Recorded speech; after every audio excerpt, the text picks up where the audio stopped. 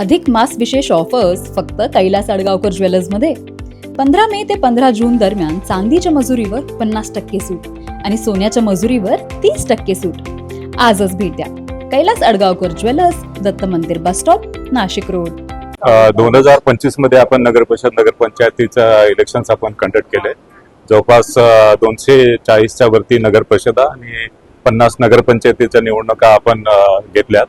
त्यामध्ये ज्या ठिकाणी सदस्य जे नॉमिनेशन दाखल केल्यानंतर आणि स्क्रुटिनी होण्यापूर्वी त्यांचं निधन झालं आणि किंवा इतर काही कारणात आणि काही नगर परिषद नगर पंचायतीमध्ये काही पद जे रिक्त झालेत, काही पद निधनामुळे रिक्त झाले, काही पद डिस्क्वालिफिकेशन किंवा अनर्हता झाल्यामुळे रिक्त झाले.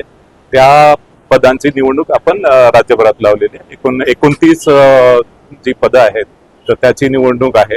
यामध्ये नाशिक जिल्ह्यामधील मनमाडमधील 2 मेंबर्स ची पोस्ट आणि त्याच्यानंतर पेठ आणि देवळा या ठिकाणी एक पद, अशा एकूण 4 पदाची ही नाशिक जिल्ह्यामध्ये नगर परिषद नगर पंचायतीची निवडणूक आहे. ही आता पोलिंग जे आहे ते पोलिंग 20 तारखेला होणार आहे आणि त्या संदर्भात यासाठी तयारी काय झाली याच्या संदर्भात आढावा घेण्यासाठी मी इथे आलो होतो.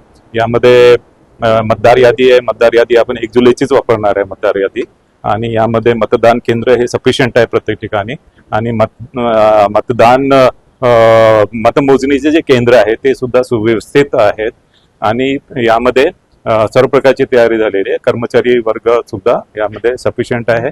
मतदान साहित्य सर्व आहेत आणि मतदान यंत्र पण सुव्यवस्थित आहे. त्याच्यामुळे ही निवडणूक घेण्यासाठी संपूर्ण जय्यत तयारी झालेली आहे. या निवडणुकीमध्ये 30 प्रक्रिया असणार आहे. फक्त याच्यामध्ये बदल हा केलेला आहे की पहिले मतपत्रिकेवर जी नावं यायची नगर परिषद नगर पंचायतीमध्ये ती ऍक्च्युली पक्ष जे आहे ते लक्षात न घेता त्याच्यामध्ये सरसकट ती सॉर्ट करून लावण्यात येत होती. त्यानंतर हा नियम बदल करण्यात आलाय. ज्याप्रमाणे लोकसभा विधानसभामध्ये त्याच्यामध्ये 4 गट होतात तर यामध्ये यावेळेस अशा प्रकारे 4 गट केले जाईल. पहिला गट असा राहील की राष्ट्रीय स्तरावर मान्यता प्राप्त पक्ष आणि राज्यस्तरीय मान्यता प्राप्त पक्ष हा पहिला गट राहील. दुसरा गट असा राहील की राज्य निवडणूक आयोगाकडे नोंदणी झालेले पण इतर राज्यातील मान्यता प्राप्त पक्ष. तिसरा गट असा राहील की ज्यांनी नोंदणी केलेली आहे पण मान्यता नाही, अमान्यता प्राप्त पक्ष, असा तिसरा गट राहील. आणि चौथा गट हा अपक्ष उमेदवाराचा राहील आणि या गटाअंतर्गत त्यांचं आडनाव, नाव आणि पत्ता याच्या बेसिसवर त्याचं सॉर्टिंग करून त्याप्रमाणे मतपत्रिका तयार केली जाईल. हा एक महत्वाचा बदल आहे.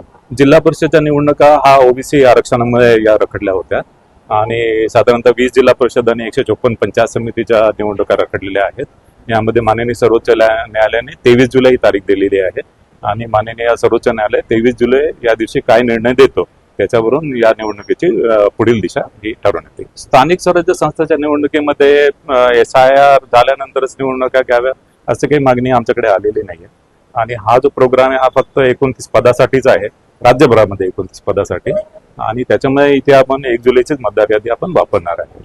आणि कारण की जिल्हा परिषदची निवडणूक अजून आपण डिक्लेअर केलेली नाहीये कारण की माननीय सर्वोच्च न्यायालयाचा निकाल आल्यानंतर जिल्हा परिषदच्या निवडणुकीबाबत निर्णय घेतला जाईल. SIR ची जी प्रक्रिया आहे ती SIR ची प्रक्रिया महाराष्ट्रामध्ये सुरू झालेली आहे आणि SIR चा ऍक्च्युली जी जबाबदारी आहे ही राज्य निवडणूक आयोगाकडे नाही आहे. SIR ची जबाबदारी इलेक्शन कमिशन ऑफ इंडियाकडे आहे आणि राज्यामध्ये जे मुख्य निर्वाचन अधिकारी आहेत ते मुख्य निर्वाचन अधिकाऱ्याच्या मार्फत ही SIR ची प्रक्रिया ही सुरू करण्यात आली. मॅपिंगची प्रक्रिया सुरू आहे पण त्याच्यामध्ये राज्य निवडणूक आयोगाची ही जबाबदारी नाही आहे किंवा राज्य निवडणूक आयोगालाही अधिकार नाही. NCN न्यूजसाठी रोहन दनी, नाशिक.